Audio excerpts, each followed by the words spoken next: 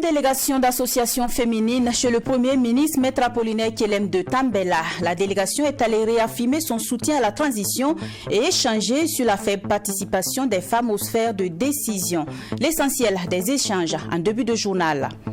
Le Burkina Faso vibre au rythme de la Semaine mondiale d'action pour l'éducation. L'activité vise à interpeller les chefs d'État et de gouvernement ainsi que la communauté internationale au respect des engagements pris en 2015.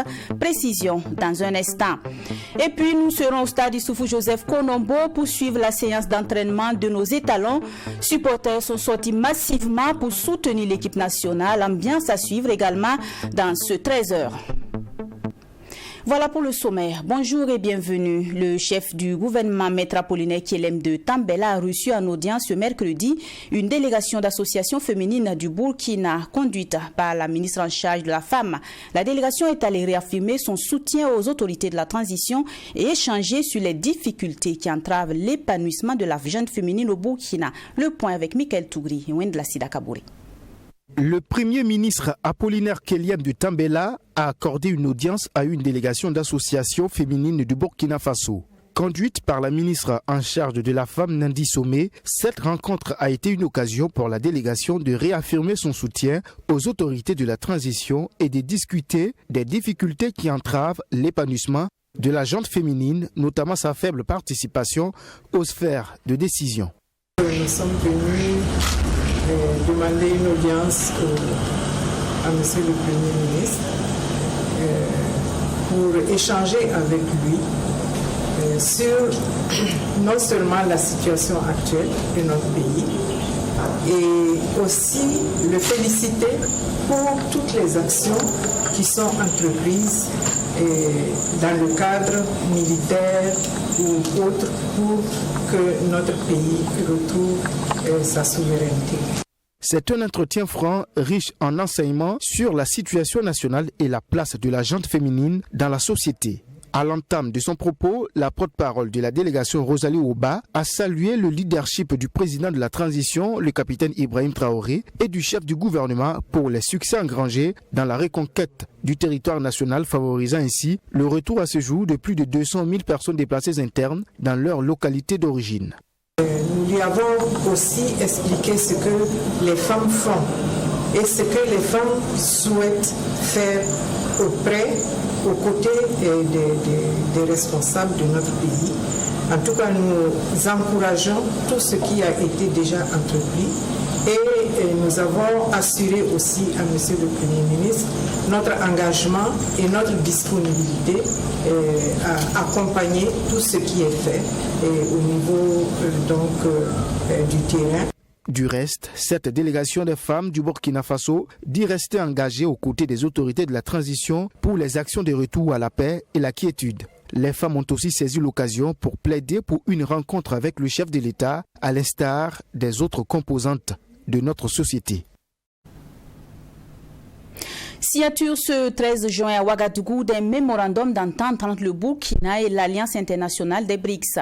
L'Alliance internationale des BRICS s'engage à appuyer le Burkina dans les domaines de l'économie, de la santé et de l'éducation et bien d'autres. La ministre en charge des Affaires étrangères a rassuré qu'il s'agit là d'un partenariat gagnant-gagnant basé sur le respect mutuel. Abdou Gamienye. À travers cette signature de convention, l'Alliance internationale des BRICS, Brésil, Russie, Inde, Chine et Afrique du Sud, s'engage à soutenir le Burkina Faso dans plusieurs domaines. Il s'agit entre autres des secteurs de l'économie, de l'éducation, de l'industrie et du commerce. La ministre des Affaires étrangères, Olivia Rwamba, s'est félicitée de la signature de ce mémorandum d'entente qui, selon elle, couvre des domaines essentiels pour le Burkina Faso. Il se veut un instrument qui définit les grands domaines de coopération possibles entre le Burkina Faso et l'Alliance internationale BRICS. Et pour ne citer que ceux-là, les domaines de coopération prévus dans le domaine du mémorandum d'entente sont, entre autres, l'économie, la santé, l'éducation, les infrastructures, les transports aériens et ferroviaires, l'industrie, le commerce, les mines, l'énergie, le sport, la culture, les technologies de l'information et de la communication et le tourisme. La présidente de l'Alliance internationale des BRICS, Larissa Zelentsova, a rassuré que son institution mettra également un accent sur le volet sécuritaire. Elle a par la même occasion réaffirmé la volonté de son institution à soutenir le Burkina Faso qui traverse des moments difficiles. We are very similar. Your country, your people and Russian people. Étant donné que nous sommes tous les mêmes, nous sommes tous similaires et que nous avons tous les mêmes combats. On se bat pour notre vie, on se bat pour notre pays et cette même histoire commune l'a fait qu'aujourd'hui, entre l'Afrique et la Russie, c'est le même combat. Pour Olivia Rwamba, ministre en charge des Affaires étrangères, ce partenariat est équilibré, gagnant-gagnant et fondé sur le respect mutuel. Car pour elle, l'un des principes fondamentaux de l'Alliance est de militer pour rendre l'économie des pays avec lesquels elle coopère plus résiliente. Lancé lundi dernier par le président de la transition, le projet entrepreneuriat communautaire par actionnariat populaire constitue l'une des visions du professeur Laurent Bado, fondateur du parti politique Le Parent. Honoré le même jour du lancement par les autorités, le professeur Bado a été reçu hier matin à la barre de votre émission Le Tribunal de l'actualité. Au cœur des échanges, les tenants, les aboutissants de l'entrepreneuriat communautaire par actionnariat populaire. Le résumé des interventions, c'est avec Sanata Siri. Le président d'honneur du Parent, le professeur Laurent Bado, est le concepteur du programme d'entrepreneuriat communautaire par actionnariat populaire, lancé récemment par le président de la transition. Cette idée a été défendue par le professeur Laurent Bado durant des décennies. Une idée qu'il a d'ailleurs inscrite en son temps dans son politique de développement. Aujourd'hui, elle est une réalité grâce aux autorités de la transition. L'occasion a été donnée ici au professeur de revenir sur son idée et les objectifs qui étaient visés à la base. Pour lui, cet actionnariat populaire est l'une des voies palpables pour assurer un développement inclusif et endogène de Burkina Faso. Moi, ce que je voudrais là, c'est que un certain nombre d'entreprises, on commence actuellement par les entreprises les plus importantes. Puis non, après, on voit toute entreprise, et c'est là qu'on pourra appliquer mon critère, la maîtrisabilité par le propriétaire. C'est pour éviter l'exploitation de l'homme par l'homme. Donc moi, tout ce que j'avais inventé, c'est pour remettre l'économie entre les mains du peuple. Économie populaire. Économie communautaire par l'actionnariat populaire.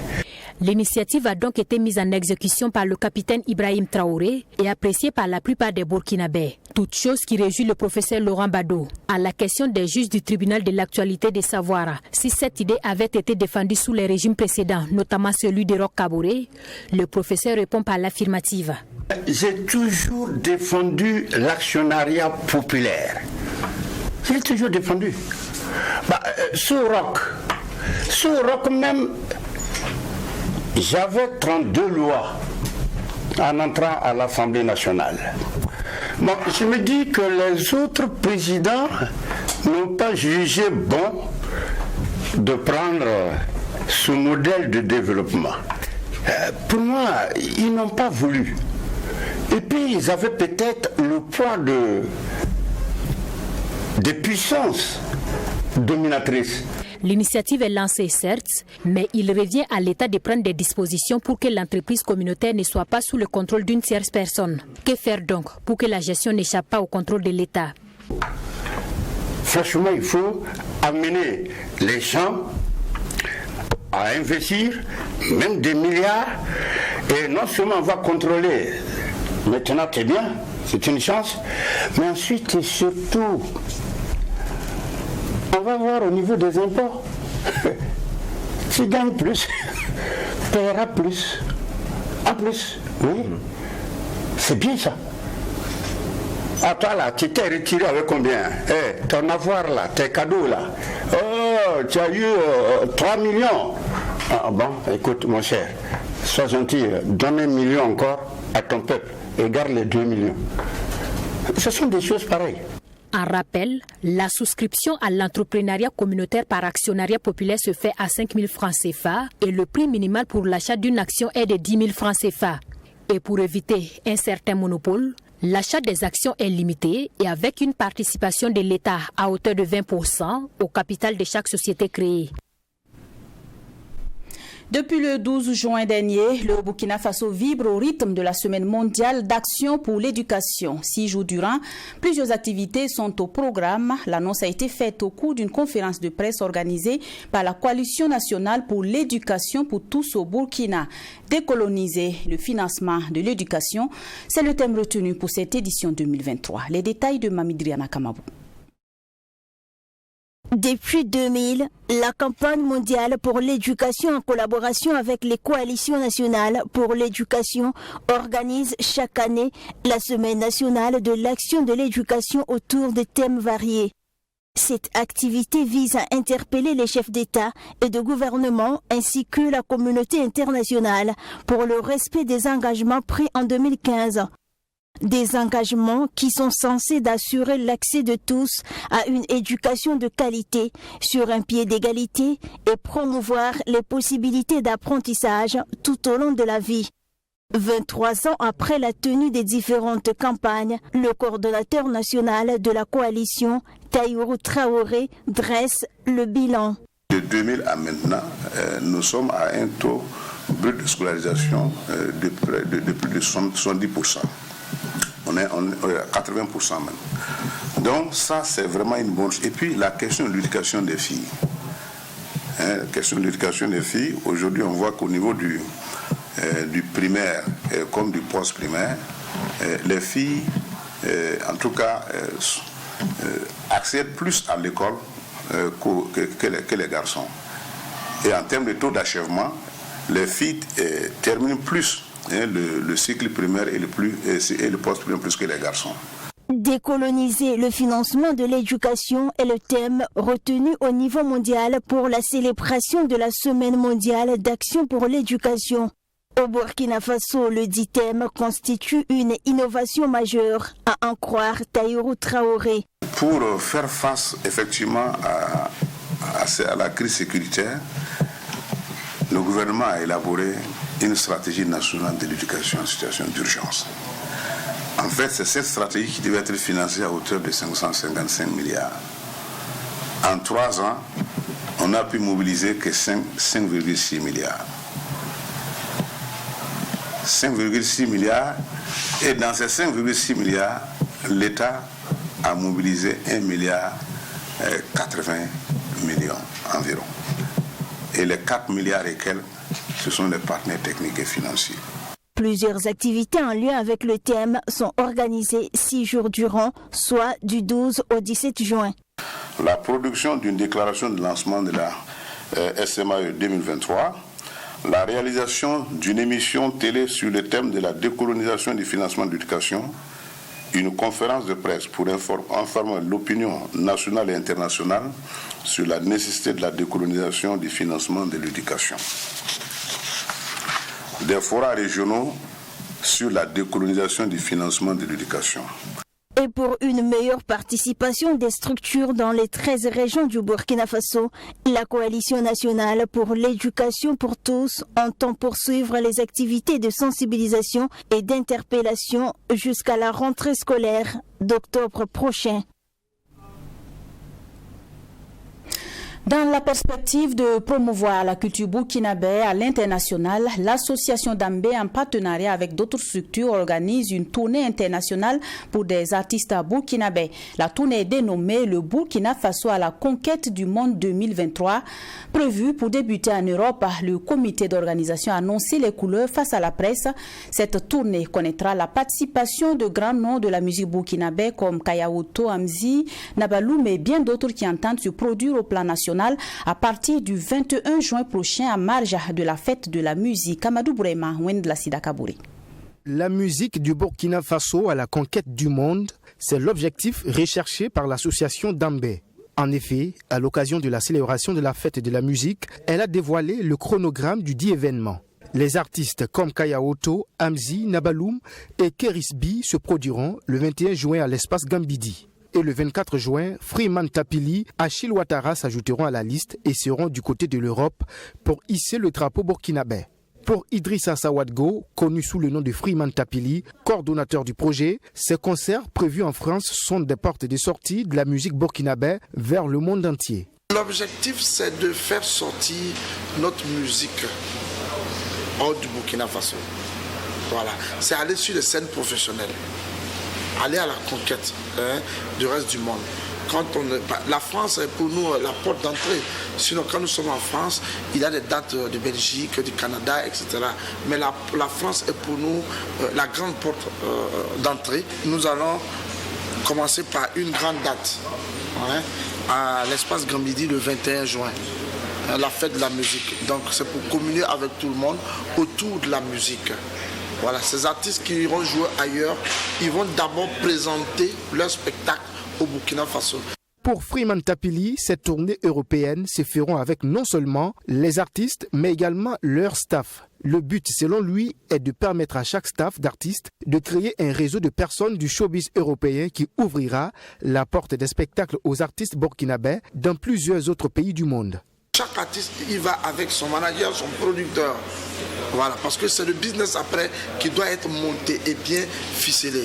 Et ça, il n'y a pas quelqu'un qui peut faire ça pour un artiste si ce n'est pas son staff. Voilà. Et nous espérons qu'ils vont réussir à le faire. Parce que vous savez, je ne vous apprends rien.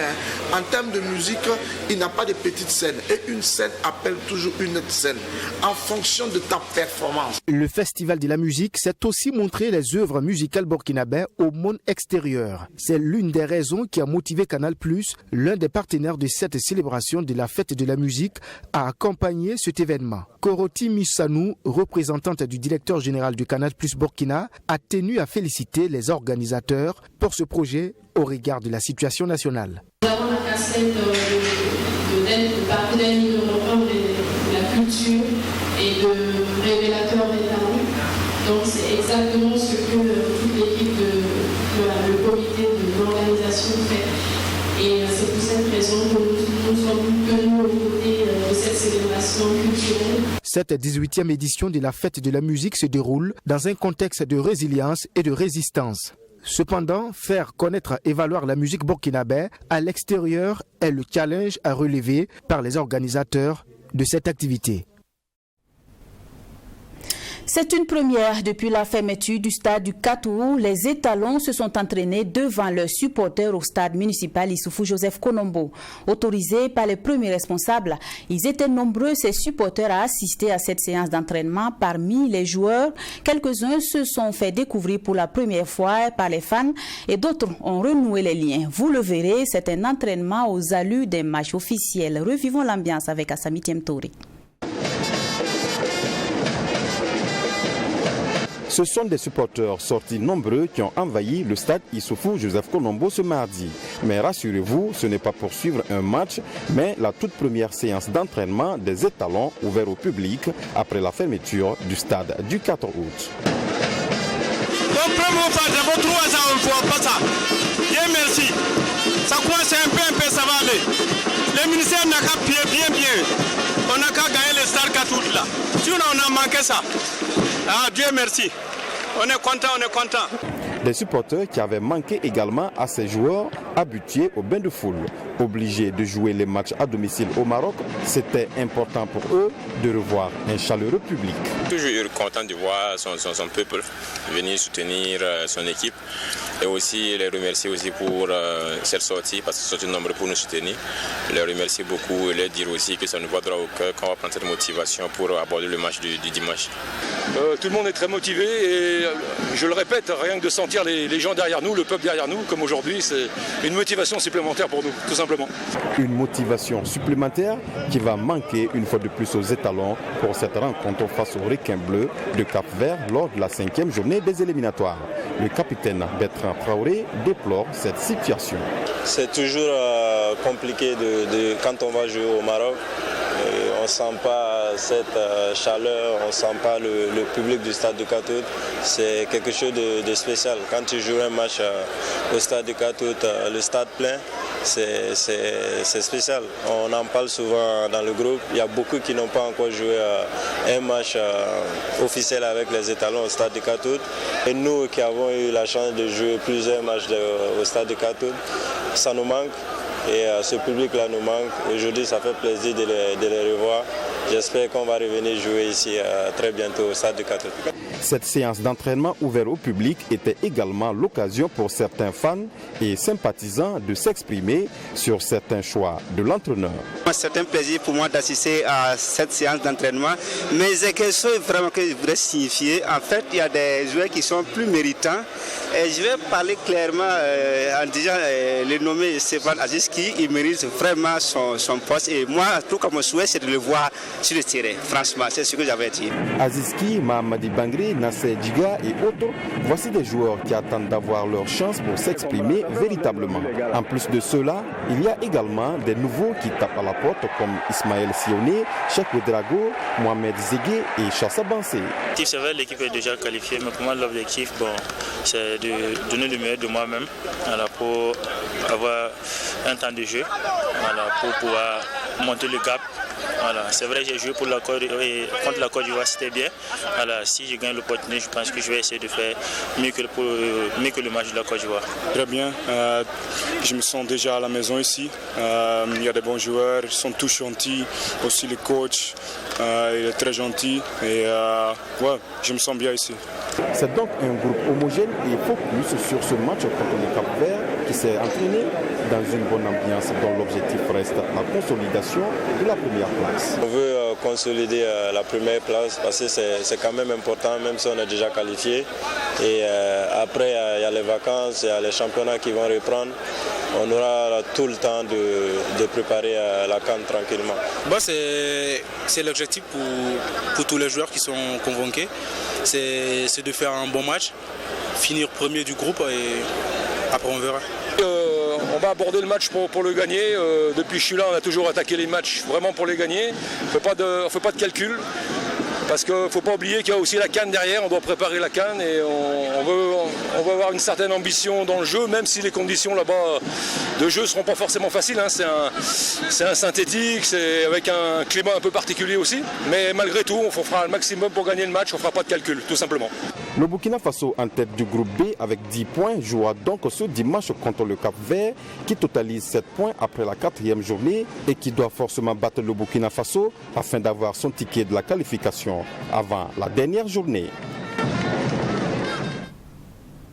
Toujours en sport, la première édition de l'étalon en or s'est tenue dans la nuit du mardi ici à Ouagadougou. Créée par le journaliste sportif Lassina Sawadgo de la télévision nationale, 6 étalons étaient en course pour le trophée en discipline associée et 3 en football. En discipline associée, c'est le médaillé d'argent au championnat du monde en 2022 et champion d'Afrique Hugues Fabrice Zango qui a remporté le trophée. En football, c'est le vainqueur de la Super Coupe CAF qui est fait étalon en or. Retour sur cette cérémonie avec Yacine Sawadgo. Ils étaient 6 nominés dans la catégorie discipline associée, à savoir Faisal Sawadogo en taekwondo, Israël Manon en MMA, Paul Domo en cyclisme, Aaron Bibi en log lift, Safoura Delta en bodybuilding et Hugues Fabrice Zango en triple saut. C'est le médaillé d'argent au championnat du monde et champion d'Afrique en 2022, Hugues Fabrice Zango, qui remporte l'étalon en or. Dans la catégorie football, 3 joueurs étaient en course pour les trophées. Ce sont le capitaine et défenseur de RS Berkane au Maroc, Issoufou Dayo, l'attaquant de Bournemouth en Angleterre, Dango Ouattara, et le gardien de but du RCK au Burkina Faso, Babayoure Sawadogo. C'est le premier cité avec à la clé une super coupe CAF, une coupe CAF et une coupe du trône au Maroc, Issoufou Dayo, le lauréat. Ils n'ont que des motifs de satisfaction. Beaucoup de sentiments pour une première Et voilà, ça va rester dans l'histoire. Mais comme je l'ai dit, je pense qu'aujourd'hui, tous les étalons sont en or. Et voilà, sans mes coéquipiers, il n'y aura pas d'étalons d'or ce soir. Sans eux, je ne suis rien. Il n'y aura pas de nomination. Et voilà, je pense qu'on a un bon groupe, on vit bien, c'est le plus important. Déjà, on va vite oublier ça pour se concentrer sur le match de Cap-Vert. Nous sommes très fiers parce que il y avait tellement de prétendants à ce trophée-là. Maintenant, c'était décerné Hugues Zango pour ses performances réalisées. Je pense que tout le monde le constate. Voilà, de jour en jour, il essaie de se perfectionner parce que il a des objectifs qui sont en même temps les objectifs du peuple. C'est rapporter vraiment la médaille d'or olympique. Voilà, mais il y a tellement d'étapes à franchir et je pense que ce trophée-là va venir booster un peu. Présent à cette cérémonie, le ministre en charge des sports, Boubacar Savadogo, félicite les organisateurs de l'étalon en or qui récompensent les athlètes burkinabés. Il y a d'autres soirées qui récompensent nos athlètes, mais celle-là est une originalité. Donc bravo aux athlètes, bravo aux sportifs. Ça montre encore, comme l'a dit quelqu'un, que lorsque ces sportifs sont sur les gradins, sont sur les terrains, ils mettent de la joie chez l'ensemble des Burkinabés. Ils ne transpirent pas seulement pour eux, ils permettent à tout le peuple burkinabé de transpirer et de se transcender. Bravo à eux, bravo aux organisateurs, que cette nuit se pérennise. Pour un coup d'essai, ce fut un coup de maître et le commissaire général Lassina Sawadogo s'en félicite. Ça a été une belle fête, on a pu rassembler tous ces sportifs du Burkina là, pour qu'ensemble nous puissions célébrer l'excellence. Je pense que c'est ça le plus important et je voudrais avec l'ensemble du commissariat général, avec l'ensemble du comité d'organisation dire merci à tous ces partenaires, à tous ceux qui ont cru en nous pour cette aventure. C'est un premier pas, nous l'avons fait, vous allez nous juger et puis on va s'améliorer pour la suite. Cette soirée de l'étalon en or n'était pas que récompense. Elle était également une soirée en prestation d'artistes. Étalon en or, un nouveau-né qui galope déjà et le commissariat général donne rendez-vous à la 2e édition. J'ai eu beaucoup d'amis. Hors de chez nous, en Afrique du Sud, le projet de loi controversé visant à instaurer une couverture santé universelle dans le pays a été adopté ce 13 juin à l'Assemblée nationale. Le texte prévoit que les tarifs seront fixés par l'État avec la création d'un fonds financé par les impôts et les cotisations. Regardez. En Afrique du Sud, les députés ont voté mardi à 205 voix contre 125 en faveur d'un projet de loi devant instaurer une couverture santé universelle. Le texte doit encore passer devant la Chambre haute du Parlement, le Conseil national des provinces, mais il fait débat. Les députés de l'opposition estiment que la loi NHI va déstabiliser le service public de santé déjà fragilisé au profit du secteur privé. En revanche, le ministre de la Santé, Joe Pala, a salué une étape historique pour le projet de loi en élaboration depuis 12 ans, estimant qu'il s'agissait d'un des textes législatifs les plus révolutionnaires depuis la fin de l'apartheid il y a une trentaine d'années. Pour l'opposition, l'ANC poursuit sa politique de privatisation de toutes les entreprises publiques au lieu de les renforcer. Le texte prévoit que les tarifs seront fixés par l'État et la création d'un fonds financé par les impôts et des cotisations. Si la loi est promulguée, 9 millions sur 60 millions de Sud-Africains qui ont une assurance médicale devront être pris en charge par le système de santé publique. C'est la fin de ce 13h. Merci de l'avoir suivi. Passez un agréable après-midi. Les programmes se poursuivent sur Canal 254.